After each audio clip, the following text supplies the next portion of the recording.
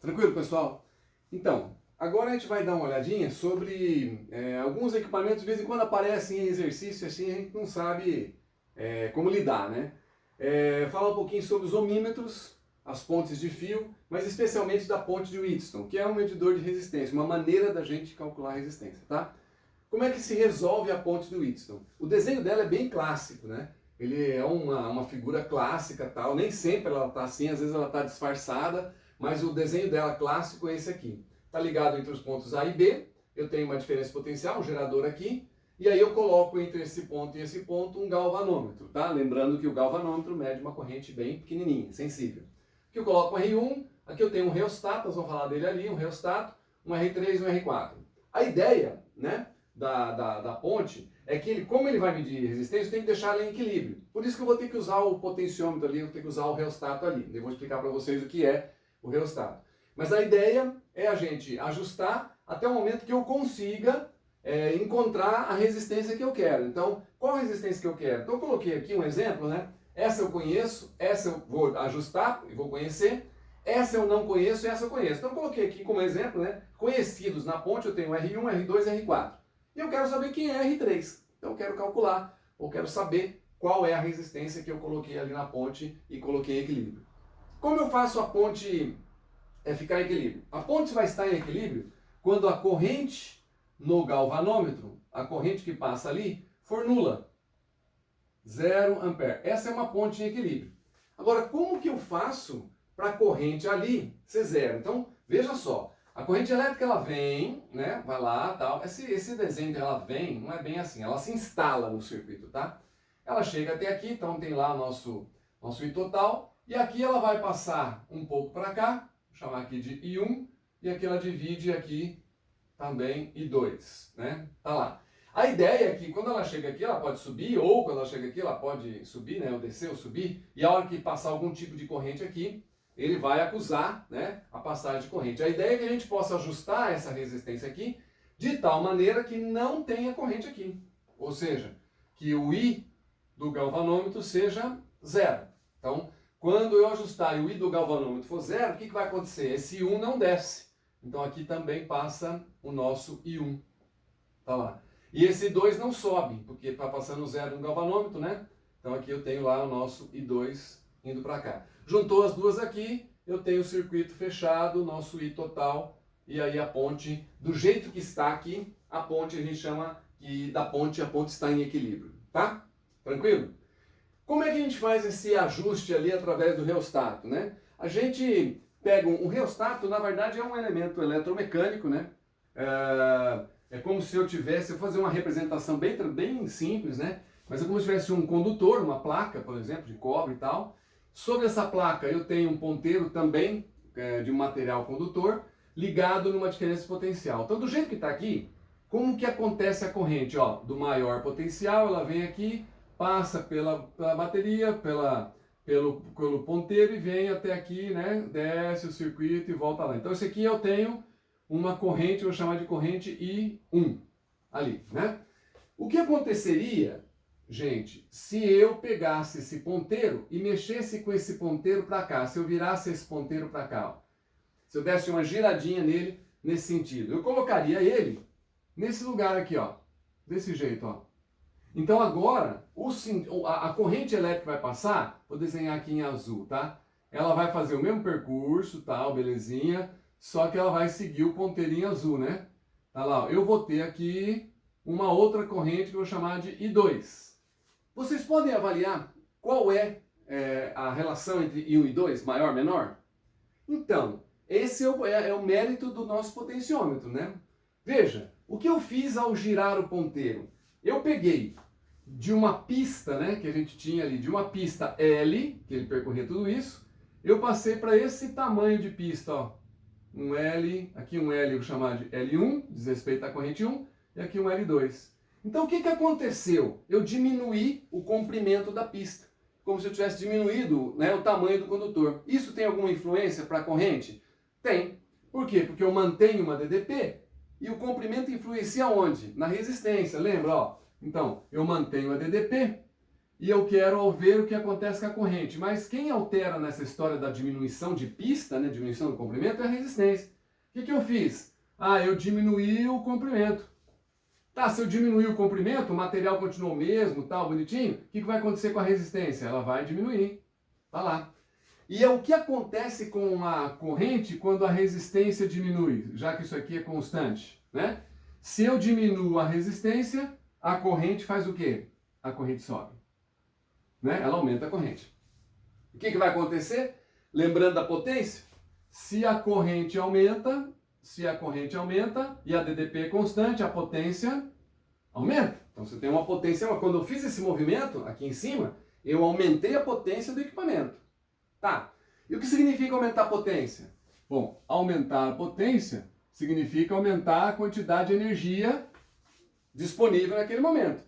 E esse cara aí, do jeito que está, ele pode ser análogo ao volume do som. Quando você tem lá um som no carro, um som no seu... Tá, aí você tem aquele botãozinho antigo, né? Eu sei. Hoje eu tô no celular, aumenta bonitinho. Mas a ideia, né? Se for eletromecânico, como esse cara aqui, você girou para a direita, você está aumentando o som. Por que você está aumentando o som? Você está vindo para cá, diminuindo o comprimento, diminuindo a resistência, aumentando a corrente, aumentando a potência, aumentando a energia disponível. Então, se no caso aí, se for energia sonora, você está aumentando a energia sonora do seu equipamento a partir de um movimento mecânico, que a gente chama de eletromecânico, né? Você virou para um lado. A mesma coisa acontece quando você diminui, né?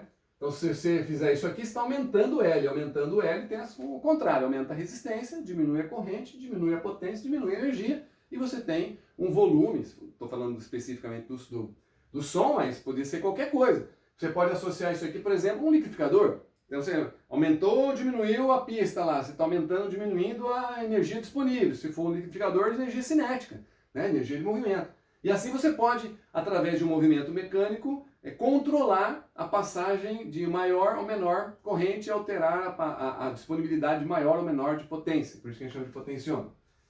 Visto isso, esse cara aqui é o símbolo do reostato, do potenciômetro. Então eu altero essa resistência até o momento que aqui passe uma corrente nula. É assim que a gente faz, né? Voltando à ponte, então. Feito isso, mexendo dessa forma, o que a gente tem se o I for zero? O que a gente tem se o I for zero? Bom, se o I for zero, gente, ó, aqui eu vou chamar de X e aqui eu vou chamar de Y, tá? Se o I for zero, a DDP de XY, DDP entre XY é nula, né? Não tem corrente porque não tem DDP, né? Não tem movimento. E se a DDP daqui para cá é zero, o que eu posso dizer? Que se não tem diferença de potencial entre x e y, se não tem diferença de potencial entre x e y, o potencial de x e o potencial de y são o quê? São iguais. Não tem DDP entre x e y, então os potenciais são iguais, né?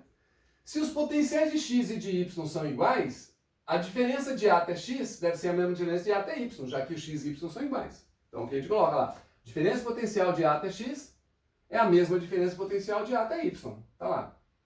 Da mesma forma, a diferença potencial de X até B é a mesma diferença potencial de Y até B. Tá lá. E o que é que eu tenho entre A e X e entre A e Y? Bom, eu tenho uma resistência e uma corrente. Como é que a gente calcula isso? Olha lá. Como é que a gente calcula, né? Diferença de potencial na lei em cima de um resistor. Nós já vimos isso. Então, a diferença de potencial de A até X é a resistência de A até X, que é R1 vezes I1, igual, tá lá, A até Y. O que eu vou ter de A até Y? Eu tenho R4 e 1 e 2. Então aqui, R4 vezes I2. Continua, né? E de X até B? O R2, que está lá no meu potenciômetro, já vi, né? R2 vezes I1. Então aqui eu tenho lá, R2 vezes I1. É igual entre Y e B, R3 vezes I2. R3 vezes I2. E aí eu tenho uma maneira de relacionar uma coisa com outra. O que a gente faz? Vamos fazer uma divisão membro a membro aqui, ó. Eu vou ter esse cara dividido por esse, né? Ó. Então isso aqui, ó, dividido por isso aqui. E o que é que eu vou obter? I1, I1, cai fora, né? I2, I2, cai fora. O que eu obtenho? R1 dividido por R2, que é o que sobrou desse lado, é igual a R4 dividido por R3. Ou seja, eu eliminei DDP, eliminei corrente, só fiquei entre resistências, né? A gente costuma usar, né, multiplicando, né? Então fica lá, R1 vezes R3 é igual a R2 vezes R4. Tá lá. Esse é o jeito da gente trabalhar. E aí, qual que é o grande lance, né? O grande lance é você, por exemplo, vamos dar valores aqui, né? Vamos lá chamar, o R1 é conhecido, vou chamar esse R1 de, sei lá, 4. Melhor, vamos mudar aqui, 10, né? R1 vale 10. Tá lá. R1 vale 10. Vezes, o R3 vale, sei lá, 2. Tá lá. Igual. Desculpe, R3 eu quero saber, né? Eu coloquei como desconhecido. R3, tá lá, desse jeitinho. O R2 eu comecei a calcular e deu lá 2, né? Fiz lá o meu resultado, deu 2. E o R4 eu já conhecia, então tá lá, o R4 eu já conhecia. 5, sei lá. Quanto vai valer o R3? Aí fica fácil, né? O R3 vale 1. Vale 1 ohm. Então, bem tranquilinho, bem facinho, né? Você só mexe com uma continha bem simples e tal, e resolve rapidinho. Então a gente chama isso de um ohmímetro, um medidor de resistência, porque o cálculo dele é muito fácil. Como a gente usa essa expressão na horizontal, a gente faz assim, eu vou multiplicar esse lado, né, esse vezes esse, então R4 vezes R2, esse vezes esse, R3 vezes R1. É um costume para resolver exercício, né?